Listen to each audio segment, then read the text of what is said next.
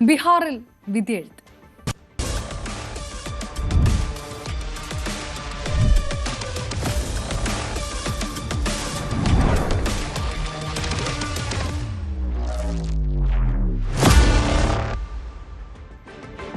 തന്റെ വാഹനവ്യൂഹത്തെ പ്രധാന RJD പ്രവർത്തകർ ആക്രമിച്ചു എന്ന ആരോപണവുമായി ബീഹാർ ഉപമുഖ്യമന്ത്രി വിജയകുമാർ സിൻഹ ലഖിസാറായിൽ നടന്ന സംഭവത്തിൽ പരാതിയുമായി തെരഞ്ഞെടുപ്പ് കമ്മീഷനെ സമീപിക്കുമെന്നും BJP വ്യക്തമാക്കി. വിജയകുമാർ സിൻഹയും RJD MLC അജയ് കുമാറും തമ്മിൽ ചൂടേറിയ തർക്കവും നടന്നു.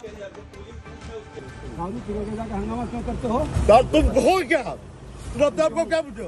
बढ़ाओ पदाधिकारी को उसको चेक करवाओ. हाँ चेक कराओ. तुम बोलने वाले कौन हो? चेक करवा तो इसको दारू पिए हुए हैं. मैं रोको इसको.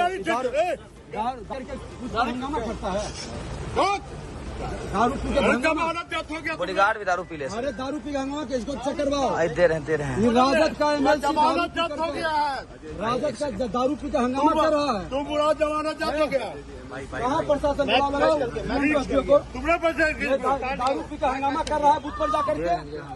दारू पी का ബീഹാർ നിയമസഭാ തെരഞ്ഞെടുപ്പിന്റെ ഒന്നാംഘട്ട വോട്ടെടുപ്പിൽ ഭേദപ്പെട്ട പോളിംഗ്. ബെഗുസരായ്, ഗോപാൽഗഞ്ച് മണ്ഡലങ്ങളാണ് വോട്ടിംഗ് ശതമാനത്തിൽ മുന്നിൽ. മുഖ്യമന്ത്രി നിതീഷ് കുമാർ, മുൻ മുഖ്യമന്ത്രി ലാലു പ്രസാദ് യാദവ്, മഹാസഖ്യത്തിന്റെ മുഖ്യമന്ത്രി സ്ഥാനാർത്ഥി തേജസ്വി യാദവ് തുടങ്ങിയവർ വോട്ട് രേഖപ്പെടുത്തി. ഭരണ തുടർച്ചയെന്ന നിതീഷും മാറ്റം ഉറപ്പാണെന്ന് ലാലുവും പ്രതികരിച്ചു.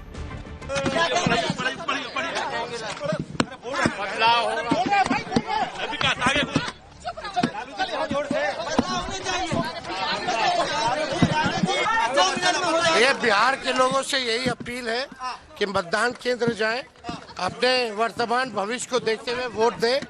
नौकरी, रोजगार, कारखाने बिहार में खुले, अच्छी शिक्षा चिकित्सा हो, पढ़ाई दवाई कमाई की जो बात करें उसको जो है मतदान करें. यही हम सब लोगों से अपील करना चाहते हैं. उम्मीद क्या है सर? उम्मीद हम लोग जीतेंगे, सब लोग जीतेंगे, बिहार जीतेगा. 18 तारीख को बदलेंगे सरकार. 18 तारीख को बदलेंगे सरकार. 14 को नई सरकार मिलने वाली है. വിവരങ്ങളുമായി മനു ഭരത് നാഷണൽ ഡെസ്കിൽ ചേരുന്നു. മനു, ഇതുവരെ ബീഹാർ കാണാത്ത തരത്തിലുള്ള നാടിളക്കി മറിച്ചുകൊണ്ടുള്ള പ്രചാരണം ഇരു വിഭാഗങ്ങൾക്കും പ്രസ്റ്റീജ് ഇഷ്യൂ ആയി മാറുന്ന സാഹചര്യം, വലിയ പോളിംഗ് കൂടി രേഖപ്പെടുത്തിയിരിക്കുന്നത് ആർക്കാണ് ആത്മവിശ്വാസം വർദ്ധിപ്പിച്ചിരിക്കുന്നത്? അപർണ, ഈ ബീഹാറിലെ തെരഞ്ഞെടുപ്പ് ചൂട് വളരെ കൃത്യമായി പ്രകടമാണ്. ഇപ്പോൾ അവിടെ ഈ ഉപമുഖ്യമന്ത്രിയുടെ വാഹനവ്യൂഹത്തിന് നേരെ ആക്രമണം ഉണ്ടായി എന്നുള്ള മുർദാബാദ് വിളികളുണ്ടായി എന്നുള്ള ആക്ഷേപം ഒരു വശത്ത് വരുന്നു. അപ്പോൾ വിജയകുമാർ സിൻഹ ഇത് പരാതിയായി ഉയർത്തുകയും പിന്നീട് അതിൽ അന്വേഷണമുണ്ടാകും എന്നൊക്കെ അവിടെ പോലീസ് ഉദ്യോഗസ്ഥർ വ്യക്തമാക്കുകയും ചെയ്യുന്നു. ലഖിസരായിലാണ് ഇത്തരത്തിൽ ഒരു സംഭവം ഉണ്ടായത്. സ്വാഭാവികമായും ആ വിഷയത്തിൽ അന്വേഷണം ഉണ്ടാകും, തെരഞ്ഞെടുപ്പ് കമ്മീഷൻ റിപ്പോർട്ട് തേടും എന്നൊക്കെയാണ് മനസ്സിലാക്കുന്നത്. ഏതായാലും സുഗമമായ പോളിംഗ് പ്രദേശത്ത് ഉറപ്പാക്കാനുള്ള ശ്രമം അവിടെ നടക്കുന്നുണ്ട്. അതോടൊപ്പം തന്നെ മറ്റ് മണ്ഡലങ്ങളിലുമൊക്കെ നല്ല രീതിയിലുള്ള പോളിംഗ് നടക്കുന്നു എന്നത് ഒരു ഗുണകരമായൊരു കാര്യമായി ചൂണ്ടിക്കാണിക്കപ്പെടുന്നു. ഇപ്പോൾ അപർണ സൂചിപ്പിച്ചതുപോലെ ഏറ്റവും കൂടുതൽ പോളിംഗ് നടന്നിട്ടുള്ളത് ബെഗുസരായിലാണ്. അവിടെ എനിക്ക് ഏറ്റവും ഒടുവിൽ വിവരം ലഭിക്കുമ്പോൾ പോളിംഗ് ഏതാണ്ട് 70% അടുക്കുകയാണ്. അപ്പോൾ അതൊരു വലിയ നല്ല ഒരു ലക്ഷണമായി കാണുന്നു. അതോടൊപ്പം മധേപുരയിലുണ്ട്, മുസാഫർപൂറിലൊക്കെ ഏതാണ്ട് 65% പോളിംഗ് ഉണ്ട്. സമസ്തിപൂരിൽ 65% കടന്നിരിക്കുന്നു. ഗോപാൽഗഞ്ചിലും നല്ല രീതിയിലുള്ള പോളിംഗ്, അവിടെയും 65%-ലധികം വോട്ടർമാർ അവരുടെ സമ്മതിദാന അവകാശം വിനിയോഗിച്ചിരിക്കുന്നു.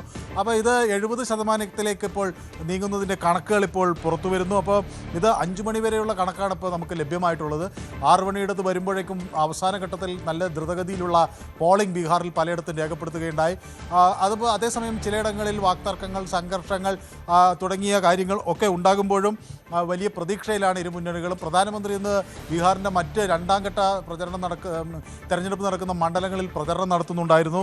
അവിടെ അരാറിയയിലും അതുപോലെ ഭാഗൽപൂരിലുമൊക്കെ പ്രധാനമന്ത്രി റാലികളെ അഭിസംബോധന ചെയ്തു. ബീഹാറിൽ വലിയ റെക്കോർഡ് ഭൂരിപക്ഷത്തോടെ തങ്ങൾ അധികാരത്തിൽ വരും എന്നതാണ് പ്രധാനമന്ത്രിയുടെ ഒരു വിശ്വാസം. അത് അദ്ദേഹം റാലികളിൽ പ്രകടിപ്പിച്ചു.